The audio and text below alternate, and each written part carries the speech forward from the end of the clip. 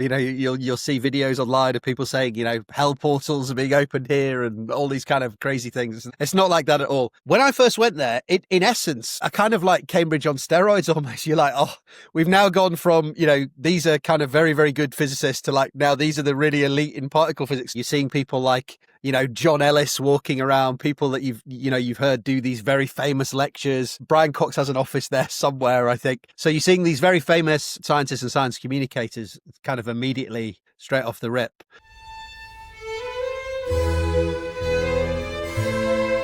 Hello and welcome to the Polymath World channel, and we've got a real treat for you today. We're digging into particle physics with one of my favorites, someone who I've had a front row seat literally for seeing his magnificent science communication. So we're going to be talking a lot about outreach, the importance of prioritizing science for minds young and old. I'm joined by Dr. Sam Gregson. He is a particle physicist and he is a first-rate, and I mean first-rate science communicator. Sam, thanks so much for joining me today.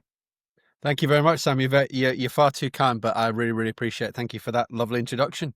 I had such a blast with you out in Poland. Firstly, thank you for taking care of me, sort of being out there on my own. But we were at the second biggest science festival in Europe, 50,000 people. It was really terrific. And I really enjoyed seeing how you communicated something so complex as particle physics to the general public. And it seems like you have a lot of fun doing it. Well, first of all, I'm really glad you enjoyed it, and it was a pleasure hanging out with you and looking after you. As you say, I'd been there a couple of times before, so I kind of knew the ropes. But yeah, I really, really enjoy doing it. Obviously, as you say, particle physics is a very niche topic. It's also a topic that requires a lot of public funding. So I feel like there's value in explaining to the public what's going on, why it's important, what are they getting out of it. And I just find it really... I also find you understand topics a lot better if you find you can distill them down to the main points and explain them to a lay audience. So also helps me with my understanding when I have to really get to the main points of a topic. So yeah, I see it as not only fun, but also kind of helpful for my understanding and communication with other scientists. Well, it's been said that you don't really understand something unless you can teach it to someone else. Exactly. And I think people are very intimidated by particle physics. I understand that. I find it intimidating. It is very hard to grasp. A lot of it's very counterintuitive. But I felt you were able to explain it to people of all ages very simply through games and analogies. And we'll get into all that. But let's start with you, Dr. Sam Gregson. At what point did you know that you wanted to be a particle physicist, and what did that process look like? Good question. So actually, I thought initially that I would want to go into astrophysics and sort of space science. That started at a very, very early age. I think every kid sort of looks out into space, sees the stars, they get their first book about planets and like, wow, this stuff is amazing. So I always thought I would go into astrophysics. I always liked physics because I always liked trying to work out how things work. So from a very early age, my favorite toys were, the ones where you have to put the shape in the right section for it, and the Brio trains with the magnets. I always used to be trying to push them the wrong way and work out which way they were going, which way they wouldn't go. So I always had an interest in physics and trying to work out how things work.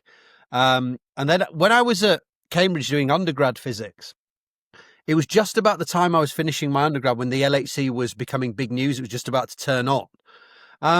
And it just seemed like actually a really good point to get into that topic. I did the lectures in third year, really, really enjoyed the material. And it also spoke to me because it's very, very fundamental. If you can understand those tiniest building blocks and how they fit together, you can kind of work everything else forward from there. So it really appealed to me. The timing was just good with the LHC turning on, and I kind of moved away a little bit from that astronomy and kind of space stuff, and thought, actually, maybe I fancy doing a little bit of the particle physics. And you still get to do a little bit of the space stuff. Obviously, particle stuff's linked with cosmology, and there's astroparticle physics and stuff. So you still get to do a little bit of that, and you can go into that if you want. But that's kind of how it came about. I thought I was going to do astro, but then when I got to third year, those exciting lectures and just the timing of what was going on in the field, it seemed like a really good idea to get into particle physics at that time. Yeah, that's interesting. I mean, the timing sounds like it was everything there, but did you have anyone who was a real inspiration for you when you were young? Sort of anyone famous in history or current? So I really did enjoy listening to Carl Sagan speak, just very, very soothing. Mm. Obviously a brilliant science communicator. Um, Trying to think who else that I used to listen to when I was listening to about science. Mostly him, to be honest. Well, In yeah, terms of he's more than enough. yeah, yeah, yeah. Well, quite exactly. I think it's sad nowadays a little bit that we've moved away from this kind of careful um, sort of communication of science, and now a lot of the online incentives are you're incentivized to basically get stuff out quick, get stuff out kind of slapdash, half done, try and create some controversy, overblow things. Whereas I think, back 10, 20 years ago before social media came out, people were much more ready to listen to very slow, methodical sort of, Yeah. delineation of science. I think we've lost that a little bit, and hopefully we can get it back a bit more. Yeah, yeah. I mean, you raised a good point. I think Brian Cox has done very, very well. Yeah. I went to hear him speak at the O2 in London 2 years ago, and gosh, my brain nearly melted. But it was packed, absolutely Yeah. packed, and Yeah. I came out of that really hopeful and very encouraged that so many people you could pack out a venue like that just to Yeah. essentially hear a physics lecture. No, it's fantastic. Um, There's definitely a hunger for it if you can do it right. There's Absolutely. definitely a Yeah, market there for it. it's still there. And I think you're right. So you went to Cambridge to do physics. You Yeah. did your undergraduate degree. Did you do a master's? I did. So I took a year out in between. No, I didn't. I went 4 years straight away before I did my PhD. So 4 years in Cambridge. They do it just basically a 4 year course. You can leave after three, but basically it's sold as a 4 year course. So the masters Right. is just sort of tacked on at the end of Right. the as a fourth year. So yeah, I did my masters and then I left for a couple of years and then came back and did my PhD. Needed a little break in between.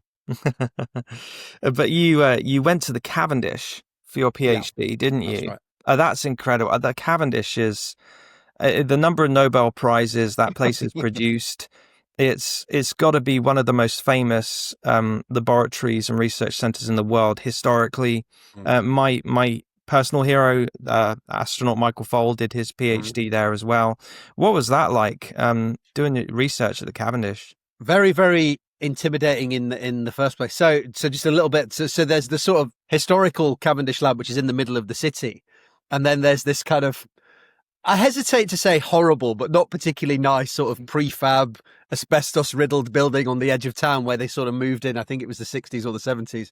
So I was up there, not necessarily as nice as the kind of, old historical building that you might see in, an Oppenheimer film or something like that. But, still very, very intimidating. Lots of incredibly smart people still hanging around.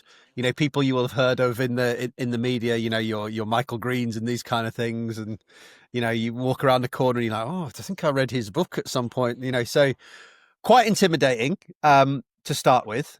And then you kind of settle in and it just becomes the thing that you go to sort of every day. But yeah, very intimidating at the start. Amazing, as you say, if you go up onto the kind of first floor, just above kind of where the main entrance is, they have all this old apparatus from like Thomson, where he discovered the electron. It's like, wow, like Wow. really? Like, and Chadwick's, neutron apparatus, or at least a facsimile of it. So we've got all these amazing scientists who worked at the Cavendish, and a lot of their original material is still there in the museum. I don't think they actually make enough of it. I think they could do a lot more to kind of get people in to see that heritage. But yeah, you walk around and you think, wow, I really have a kind of responsibility to try and do as well as I can here. Some really brilliant people works really, really hard here. And it's very, very inspiring. As I say, a little bit overawing at the start, but then you sort of settle into it, realize everyone's in the same boat, and you knuckle down and get on with it. I remember the first lab that I did up at the Cavendish. Obviously you come from high school, and you think, I'm the big thing. I'm going to be the next Einstein, blah, blah, blah, blah, blah. And you get 1 out of 4 or whatever on your first lab report. And they're like, right, this is what you did wrong, wrong, wrong, wrong, wrong, wrong, wrong. There was a little bit of sort of beat you down to sort of build you back up at the start. You're sort of middle of the pack now, but like, behave yourself. You've got to work hard here. So I had a little bit of a baptism of fire up at the Cavendish. But that was actually really helpful to me, made me settle down, realize you got to work hard. And I really, really enjoyed it from there, actually. Yeah, Mm. excellent. And what was your research project? What was it on?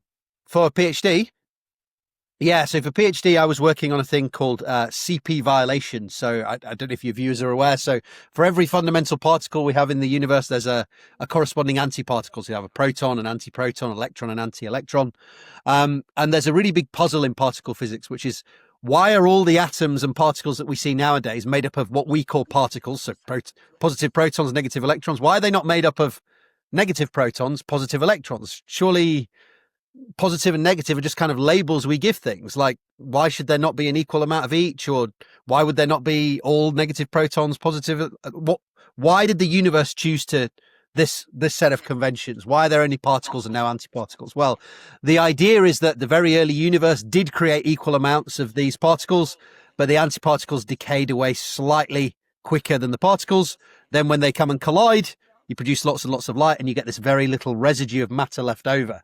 And if you look out into the universe, that's what we basically see in the universe. A little bit of matter, stars, planets, us, and lots of light flying around. So my project was basically recreating the conditions of the Big Bang in the Large Hadron Collider at CERN in Geneva, this huge atom smasher, creating these equal amounts of matter and antimatter, and then seeing if there were any particles where the antiparticles decay away slightly quicker than their partner. So there's a thing called CP violation, charge parity violation.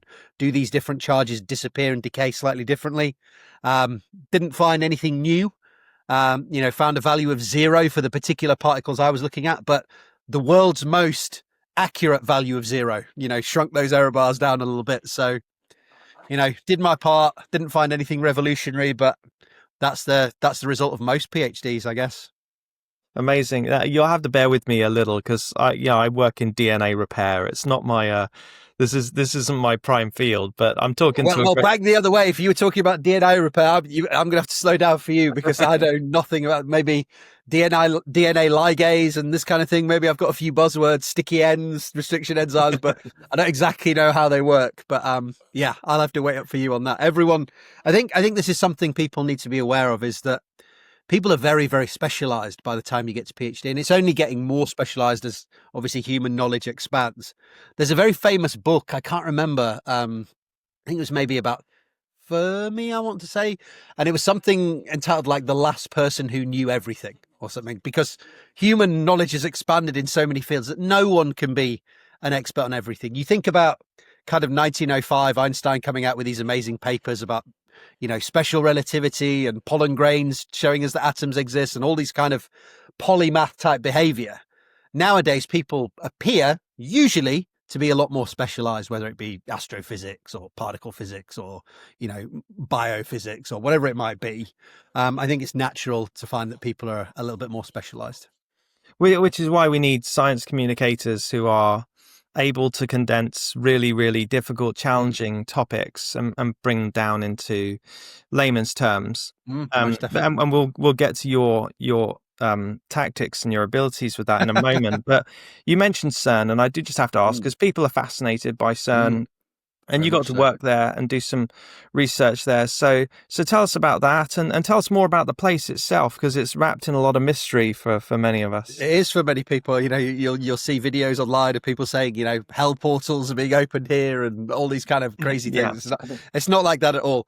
When I first went there, in essence, I kind of like Cambridge on steroids almost. You're like, oh, we've now gone from, these are kind of very, very good physicists to like, now these are the really elite in particle physics. So again, a little bit intimidating when you get there. You're seeing people like, John Ellis walking around, people that you've heard do these very famous lectures. Brian Cox has an office there somewhere, I think. So you're seeing these very famous scientists and science communicators kind of immediately straight off the rip. I would say actually a very welcoming place, because I went there was also a lot of other people doing their PhDs when I got there, so you're in the same boat as most other people. So intimidating, but then I had a good community in the Cambridge office who helped me when I was there. I think of CERN as kind of like, it's almost like a holiday park for physicists.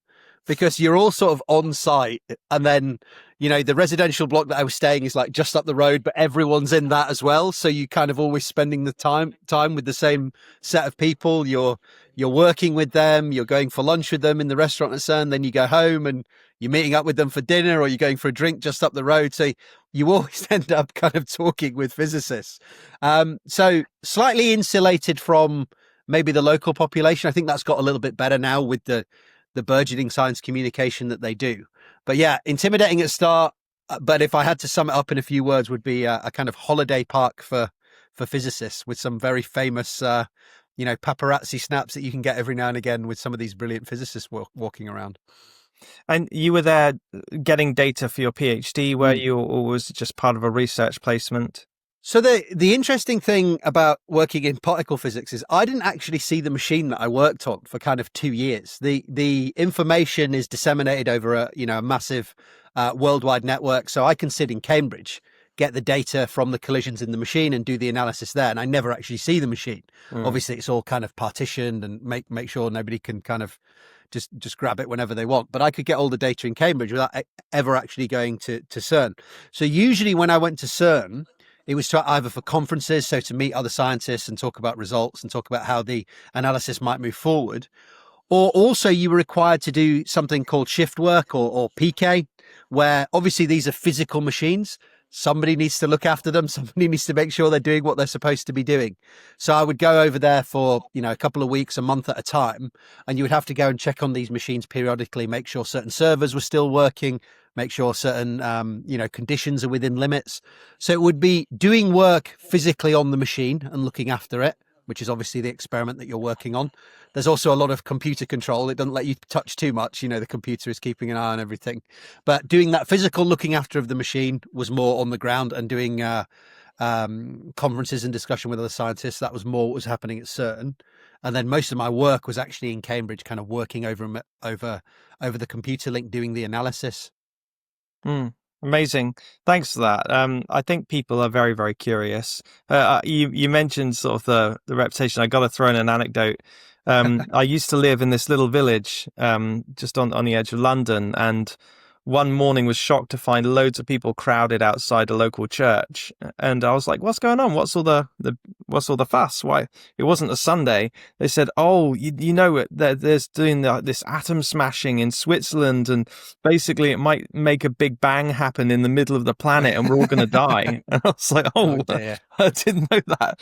So obviously it didn't happen, but it was this mini panic in the village. Yeah. So this was a very famous sort of idea that, we're obviously going up to higher and higher energies. Could this cause a problem? Could this make these micro black holes? Blah, blah, blah. So one of the ideas, or one of the theoretical ideas, was that you could make these kind of micro mini black holes, but they would be so tiny that they would evaporate by Hawking radiation very, very quickly. So they would be very, very temporary. They're not like the black holes you think, it's going to stay there. It's going to start sucking in France and destroying everything.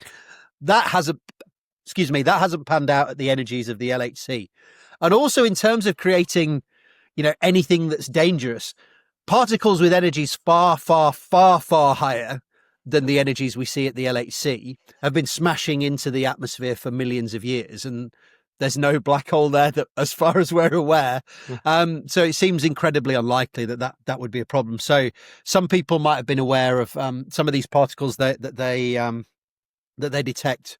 They call them ultra high energy cosmic rays. There was one last year, I want to say, and they're orders of magnitude higher in energy than the LHC or the next collider after that. So we don't see those causing any ill effects as far as we know so far. So it's very unlikely that these machines in anywhere close to the near future are going to have any concern of ripping the world asunder. So I think probably...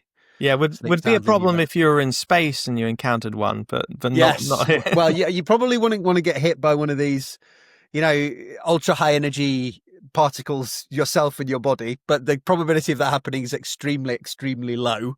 Yeah. But yes, you wouldn't. Yeah, and especially in space where we have less protection, obviously there's more of an issue. What did you do immediately after your time at CERN and your PhD? So immediately after PhD, actually, I needed a break. So I'd been doing, obviously I've been doing science for when did I start my undergrad? 2003. Didn't get out of PhD until about 2014 with the break in between. So I'd kind of been doing physics and research for 10 years. I got out. Obviously, you want to look for a job. Initially, I always thought I would go into postdoc and this kind of thing. But during my PhD, what I realized is it was going to be a hell of a lot of moving around. And what I was hearing from some of my friends, they were like, I land somewhere and I'm immediately applying for funding and I'm there 6 months, I have to move. And then maybe I get a year and then I have to move. And if I'm really lucky, I get 2 years. But as soon as I land, I'm applying again. And it didn't really appeal to me. And I was finding it difficult to have contact with family and obviously get a kind of, relationship going. Then it was very, very difficult. And it just kind of didn't appeal to me to go that route at the time. During my PhD, I'd started doing an awful lot of science communication. So particularly the science comedy and explaining, complicated particle physics. So I started doing a little bit of YouTube. I started messing around with things like that. I started building up the show that I do and taking it to science festivals. This was kind of, paying the bills and such. And I did a couple of odd jobs. So I worked for a low carbon engineering consultancy, and I also worked for a strange little business where they kind of predicted football matches. So it was kind of like also data analysis, taking, information from previous games and trying to predict what might happen, and then sort of betting on the set, almost like a hedge fund, but for sports, which was fun for a kind of short amount of time and kept me, in the loop mathematically and this kind of thing. Nowadays, I focus on the science communication. So doing the show, I also tutor, which, is kind of pays my bills. So tutoring, doing these science outreach shows, taking them to festivals, taking them to adult venues, taking them into schools, and also YouTube now, explaining particle physics to anyone who'll listen to me on the airwaves. Yeah. And you've highlighted a couple of things there. Firstly, there is a real problem with the system, unfortunately, in terms of you get people who, like yourself, have been to Cambridge, been at the Cavendish, worked at CERN, and the future is tricky to navigate immediately coming out of it. I wish it was better. I wish the system was better. I wish there was more funding in science. I wish our government spent more funding on it.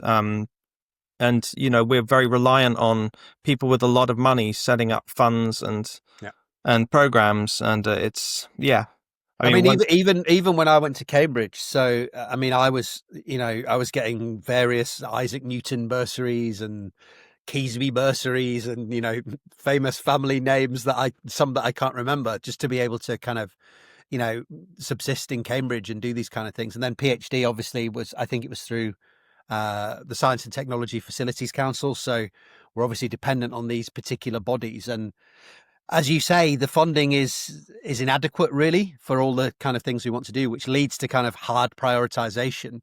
And that means that people don't get very secure.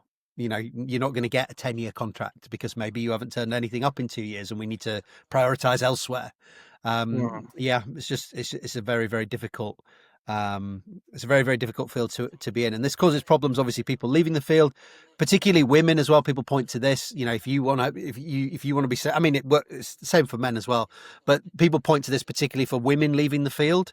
They call it this leaky pipeline and such. I don't know what the correct term nowadays to use is, but it makes it very, very difficult to retain top talent in the field, and that's very disappointing.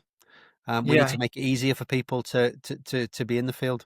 Yeah, and you're producing the best and the brightest in your country, and they've got nowhere to go. It's sort of it's mad in terms of it sort of doesn't gel together. You're training these people up for 10, 15 years, and then you just sort of like, well, we're not really going to help you. You build them all up, and then you just sort of watch them decay away over time. Yeah. It's kind of upsetting. Yes. So people enter their peak of their mental powers and their energy, and that's the point in time where they don't have somewhere to go into. It's tough. It also shows how actually society is very reliant on millionaires and billionaires and entrepreneurs to create the innovative streams that will drive humanity forwards. Mostly in politics, we kind of hate billionaires and millionaires and want them to go away, and no, we kind of need them actually. But we won't get into that. I want to get into your science. I think I put a poll.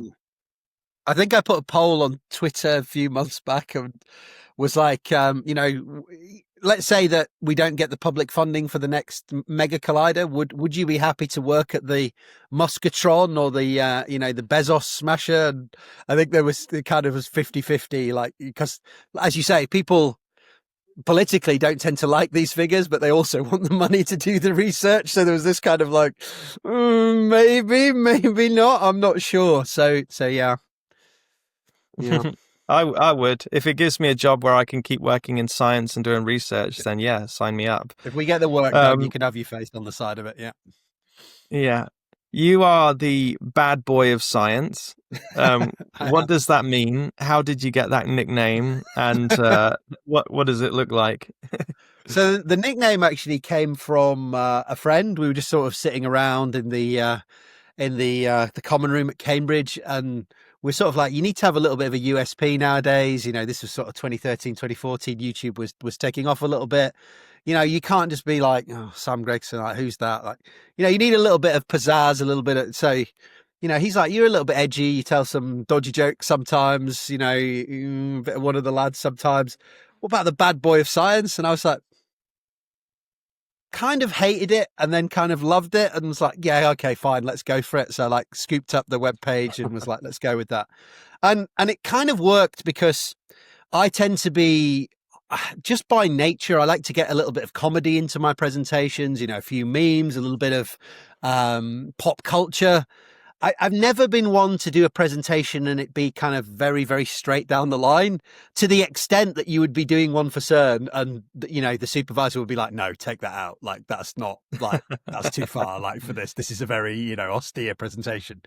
Even stuff in my PhD that was taken out, certain quotes from whatever, popular figure or whatever. No, this is not quite. So I always liked that sort of idea of getting memes and popular culture and comedy into the science communication, and that sort of jived with the name, so we went forward with that, and that's sort of where the name came from, really. And what was the second part of your question? Sorry, yeah, what does it look like? What does it mean in terms of your practice? Yeah, so what does it mean? So it means that when I go somewhere, when I deliver my show, I always try and update the presentation that I'm doing and the slide pack I'm doing to include stuff from the popular culture at the moment. So I don't know if you've seen it. I have a whole section about cognitive biases. I don't think I delivered it in Poland, but where I do misheard song lyrics and things like this. So I will constantly change the songs to be songs that people are using at the moment, because it just makes people realize that they're linked to the thing that I'm trying to teach. So what it looks like in terms of the presentation is memes that people are talking about at the moment, references to popular culture that people are talking about at the moment, news stories that people are talking about at the moment, and some jokes. And the reason that I wanted to include that is a couplefold. One, I always say there's kind of three audiences for science communication. There's the people who turn up for everything, any lecture, they want to go, fantastic, they're always going to be there. You kind of don't have to do a lot of work with them. There's people who are just not interested, they want to go watch the football or whatever it might be, fine. You can't really get to them. They're just not interested.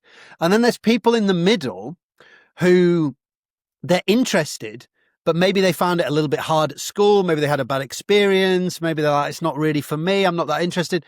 But they will come along if there's a few jokes, a little bit of music, a little bit of popular culture, sort of poetry reading, or I don't know, something that meets them halfway and brings them in. So it means that I try to meet people halfway. That's the kind of idea of it. And also including these things that I find really helps to break down those stereotypes of scientists. So they come along to the show, they think, oh God, it's going to be really kind of highbrow, niche, boring. And then you start with a joke, you start with an interactive activity, you start with a game. They're like, oh, hang on a minute. Like, I wasn't really expecting this. And suddenly you've got them engaged. And I always work on a kind of principle of 5 and 5. I can talk for 5 minutes and then I see people's eyes sort of start, you see them like, oh, yeah, okay, I've taken enough. Right. Time for a game, time for a joke, time for, a cognitive bias, pitfall for you to fall in. And then you get them back. So you have this sort of, before you get that sort of tail of attention going down, you sort of perk it back up a little bit. So I find it works for breaking down those stereotypes, keeping people engaged, and also feeling like they have a connection to what's actually being talked about, rather than just sort of being preached at by someone who does a job that they can't relate to. Yeah. It's not like Richard Feynman and Albert Einstein didn't occasionally say something edgy or crack or crack a joke, Yes. or be a bit different and out there. Absolutely. So Absolutely. I think you're treading a fine tradition, my friend. Bringing comedy into particle physics, it will seem kind of counterintuitive to a lot of people, but stand-up comedy and sort of thing has been a big part of your science communication. So tell us about you've been at the Bright Club, the Science Slam, Science Show Off. I mean, quite a lot of public domain stuff. Tell us about how comedy and science communication and particle physics merge. Yeah, so I got into that. Actually, it was a kind of strange story. So they literally were coming around the lab and knock, knock, knock. We're from an initiative called Bright Club. This is when I was in Cambridge, and basically people explain their research using stand-up comedy. So it's, again, trying to break down these stereotypes, trying to get people who wouldn't come along to a traditional lecture to come along and learn a little bit about science. And I said, you know what, I'd kind of like to do that. So, I wrote up a script. I went along to the Bright Club event in Cambridge. This must be 10 years ago now. And obviously my topic was particle physics, and I did the presentation, and it went really, really well. And from there, I decided to keep doing it more. I had the pleasure of Robin Ince was the compere at the time, and I was like, wow, this guy's really good.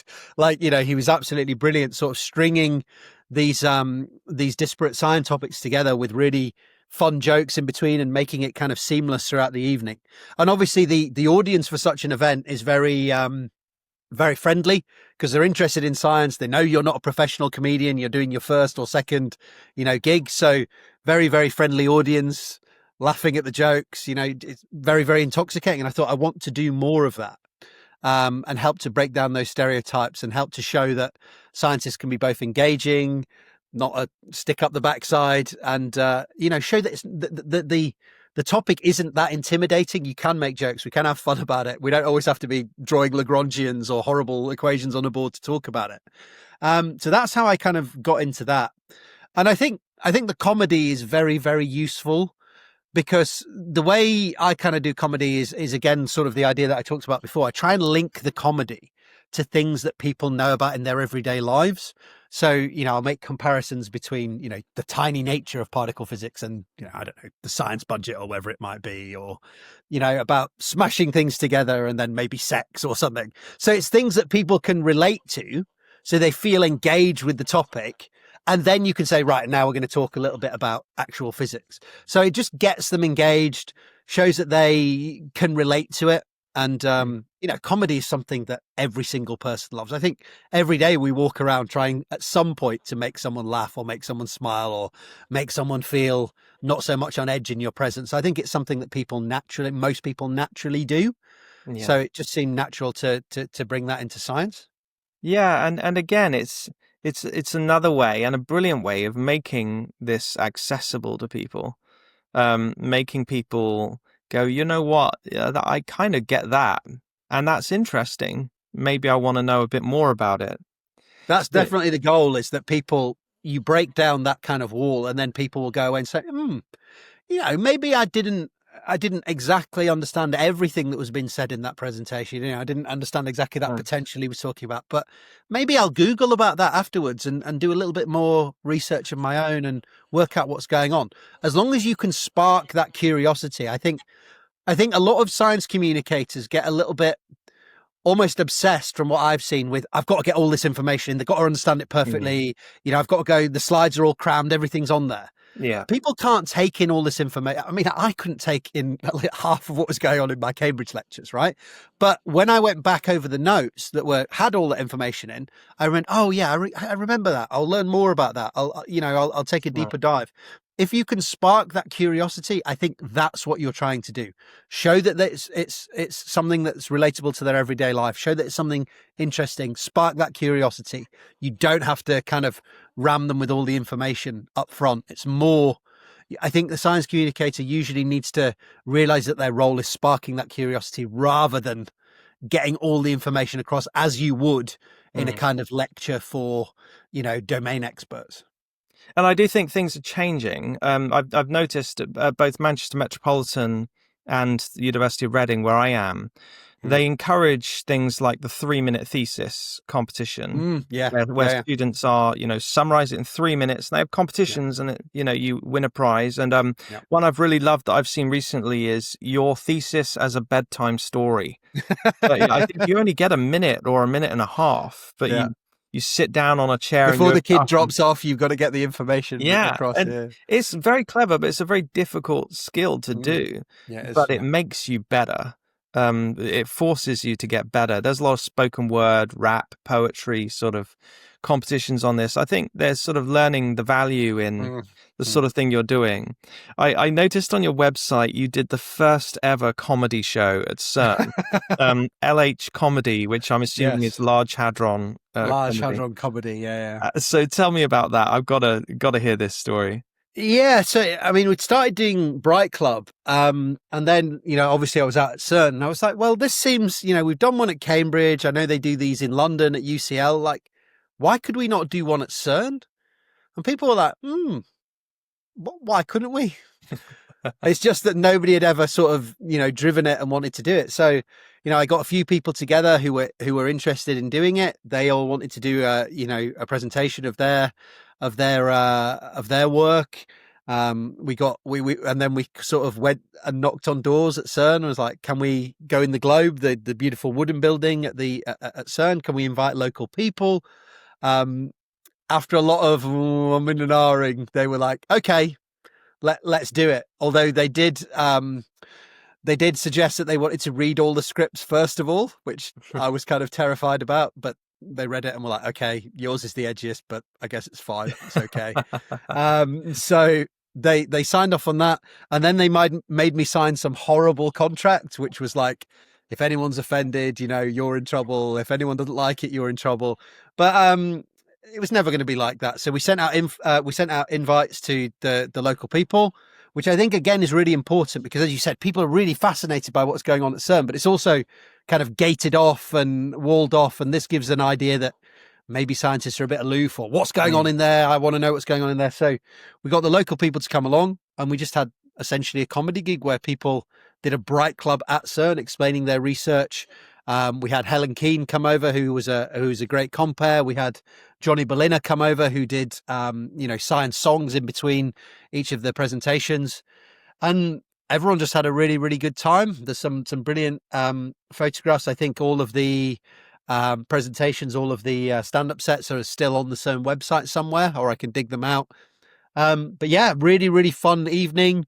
Helped to break down those stereotypes, and it got a lot of positive media attention at the time as well. I think it was in The Guardian, The Independent, Spiegel, various newspapers around the world, and just a very, very fun thing to be engaged with. And it's been onwards and upwards for you since then. You've been on the BBC, you've done a TEDx, you've done a PBS documentary.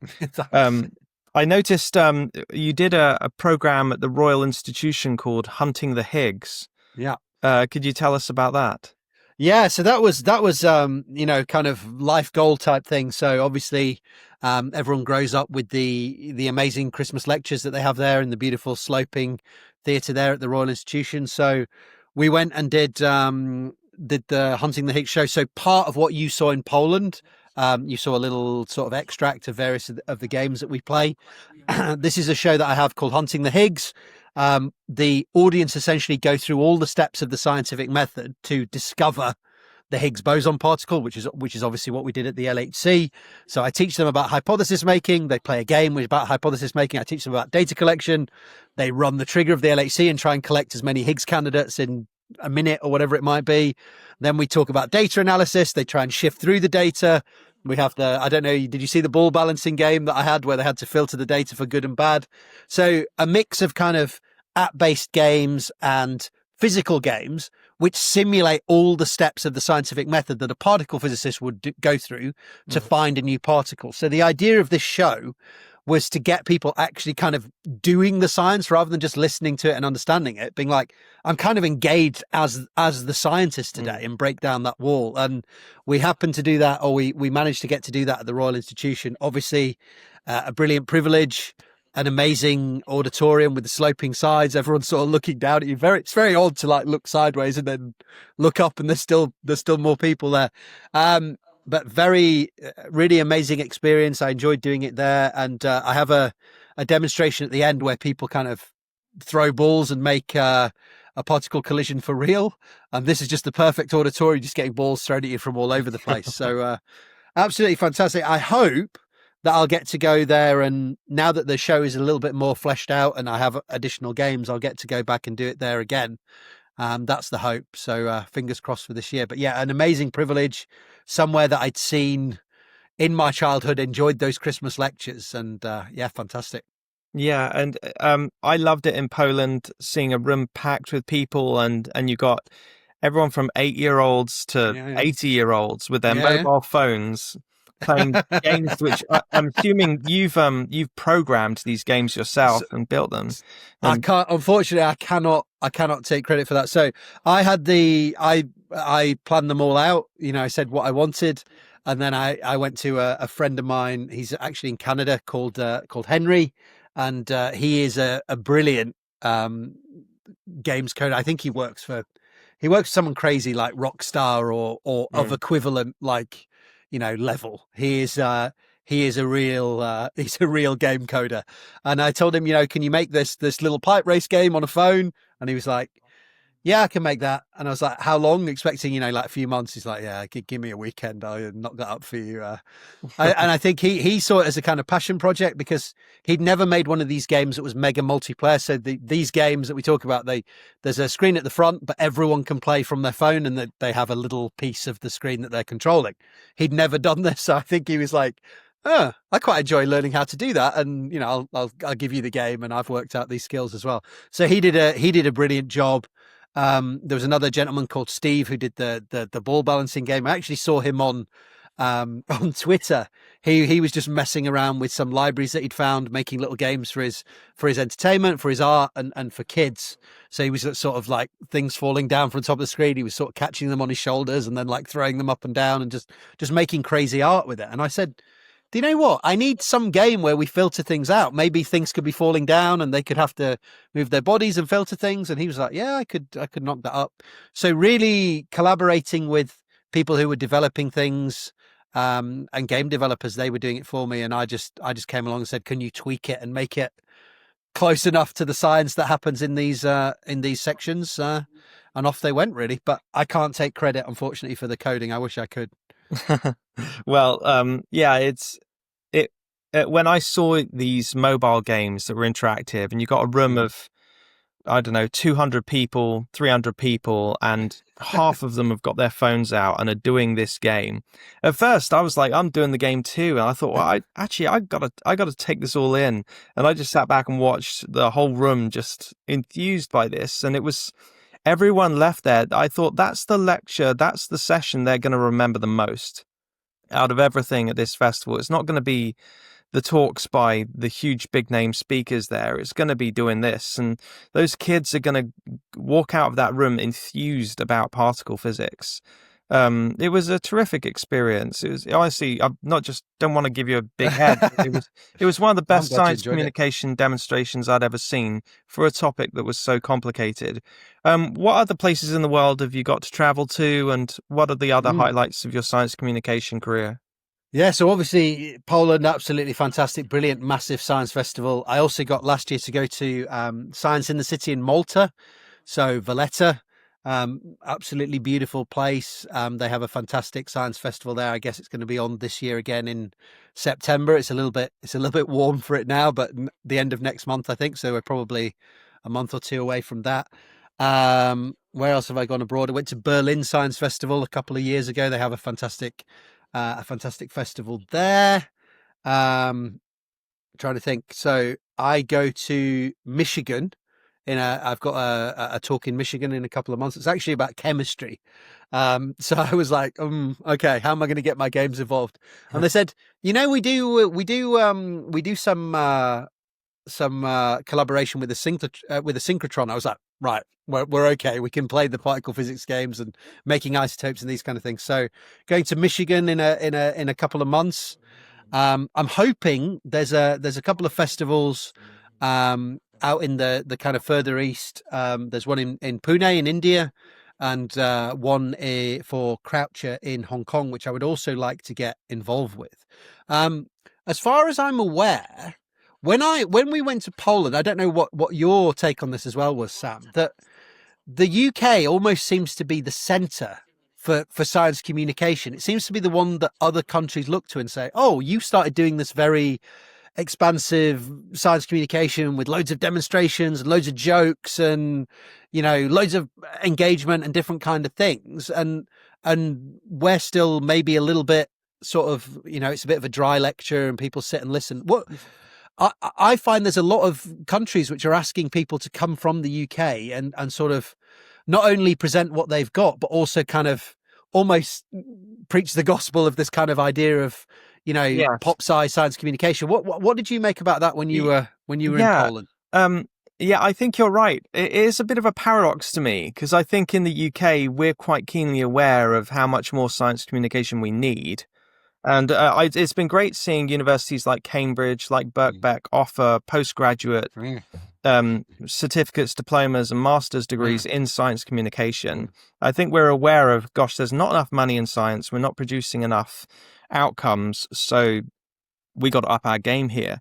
So in Britain, I think we think we're not there yet. Yeah. But, and part of the credit needs to go to the David Attenboroughs and Brian Coxes of this world, who've become, they're our treasures, but they've become global treasures. Oh, I mean, David Attenborough, people in America, you'd say, oh, that's that British guy who does the amazing, voiceovers for everything. Yeah. So exactly. We've got a legacy there, but we still have, for all our faults as a country, we still have Oxford, we still have Cambridge, we've got Edinburgh, St Andrews, the London universities. We're still number one in the world for our institutions and our output there. We're still the envy of the world, and we've got to protect that and treasure that and nurture that and understand this is what we have that the world still looks to. And I think people don't realize, right? Because in the end, a lot of these things are publicly funded. So I have, kind of at the moment, I have a big problem with a particular very, very large particle physics influencer. She's very, very popular. I think her output is very, very bad. She's very, very disparaging towards particle physics, the future of particle physics, the funding of particle physics.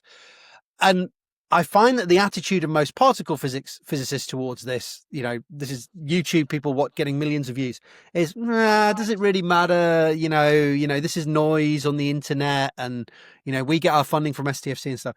But at the end of the day, these things are publicly funded. And if public opinion starts to turn against, maybe this is a waste of money, it should be going elsewhere, then people are going to find it harder and harder and harder to fund your project. So like I said right at the start, I really think there is a value to this science communication, making people understand what you're doing, why it's important, how it's relatable to them, what are they getting out of it, why are scientists spending so much money on it, is actually really vital. Because at the end of the day, a lot of the funding we get, which doesn't come from billionaires a lot of the time, is public taxpayers' money. And if people get disgruntled to whatever level, whether that's valid or not valid, whether they're listening to people that you don't like or listening to people that you like, that becomes a problem. So you have to kind of do some of this maintenance work too.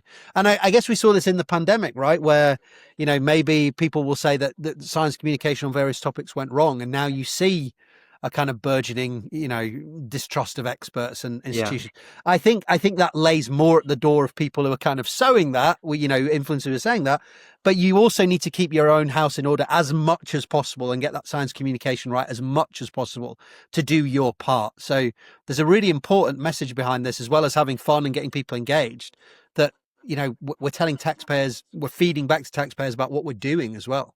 Yeah, absolutely. I mean, we don't have to get into this, but you have the accounts problem as well of pseudoscience, conspiracy theory. People think the world is flat for some reason, again, it's married with the mistrust of authority on the whole, but science in particular after the pandemic. So I'd like to finish talking about your YouTube, if you don't mind. You've got about 40,000 subscribers, doing great work.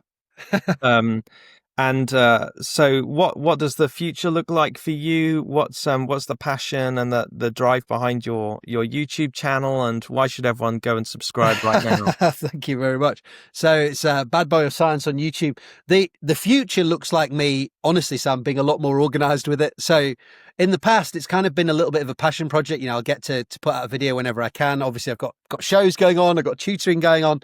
The future looks like me being a lot more organized and getting out a video every Friday, or at least every other Friday. That's what it looks like in the first instance. In terms of content, there's actually two things that are going really well at the moment. Obviously, people like to know about particle physics. There's a lot going on with talking about at the moment in particle physics, the new collider that's coming along. Why do we need this? What's going on? What are they intending to find? Why should we be spending 15 billion over several decades? So explaining that sort of physics and financial use case to the public is important. And that kind of goes hand in hand with the other strand, which is there's big YouTubers out there saying this is not worth it, this is rubbish, don't listen to the physicists. So there's a lot of kind of debunking work that needs to be done as well. And I find actually, I don't want to always be doing the debunking because I feel like that puts you a little bit on the defensive. But I also find some people there's quite a passion out there to hear, I've heard this big story, it's very controversial. Can I actually have the science that is behind this, rather than, everyone's going to die because this asteroid just came into the solar system that we've heard about Atlas over the last couple of days. So I think a little bit more debunking work on people who are being a little bit lazy with their science communication, and also just pushing why continuing to pay for these big machines is so important, and what we're looking to find is going to be a couple of the focuses of the future. Amazing. And I don't know how much you get to keep in touch with the literature, but what are you excited about in terms of the future of particle physics in general? So it's funny you should say that, because actually, having left academia, most days look exactly the same. I'm reading about particle physics. I'm talking to particle physicists on Twitter. It hasn't changed. I'm making scripts about particle physics. It feels very much, very similar to what I used to do. What am I excited about? I think, the next big collider that was going to come online probably in 2040 now, the next big thing for sort of particle physics, is going to be what we call a Higgs factory. So obviously people will be aware that we discovered the Higgs boson at the Large Hadron Collider, but the Large Hadron Collider is what we call a hadron collider. So it smashes together protons. Protons are bags of quarks. They have other particles inside. So it makes a hell of a lot of mess. Now, this is very good because in that mess, you can find new things like the Higgs boson. But that mess is not good for looking at a particular thing that came out in detail, looking at a clean environment.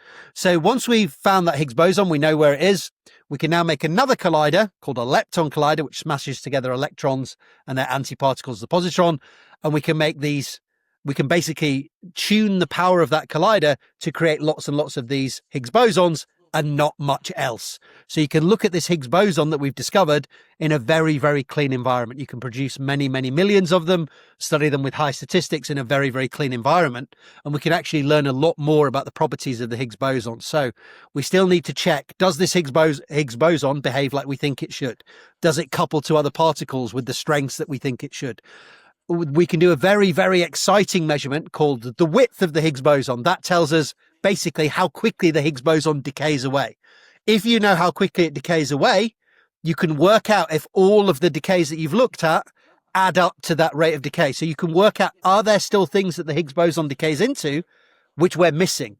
Are there things that we haven't seen yet? We've got all of these rates, we add them up, there's 10% missing. Like, where are these Higgs bosons going? So we can find that there are things missing without actually finding what those things are by doing these measurements.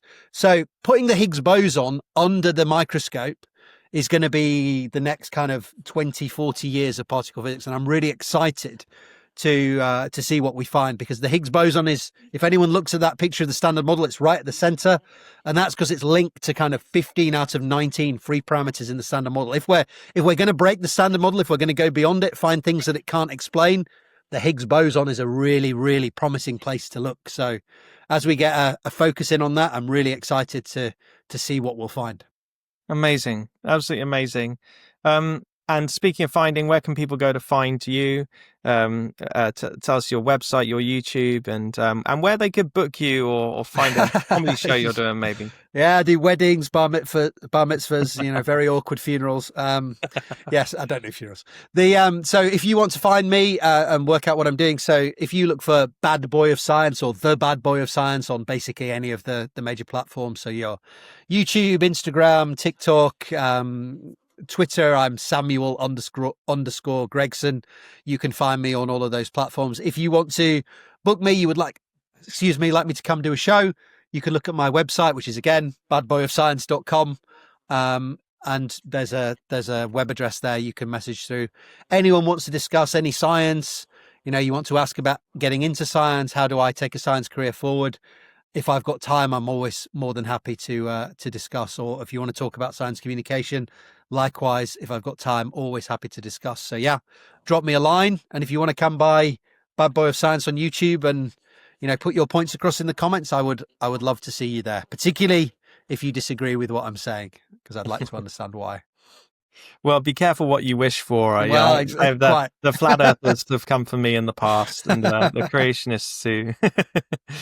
Thanks so much, Sam. Always a delight chatting to you. I'm looking forward to you coming to my town later on this year, and it's a pleasure to have you. Thanks for the great work that you do. Oh, it's been an absolute pleasure chatting with you again. Yeah, it was great to meet you in Poland. I'm really looking forward to coming to Aylesbury. That's going to be exciting, and yeah, let's stay in contact and keep pushing the good word of science. Absolutely. Thank you so much for watching. Don't forget to like and subscribe. Stay tuned for more amazing conversations with incredible researchers who are changing the world we live in and driving humanity forward. Feel free to check out my Instagram at polymath_Sam or go to my website at www.sam-mckee.co.uk.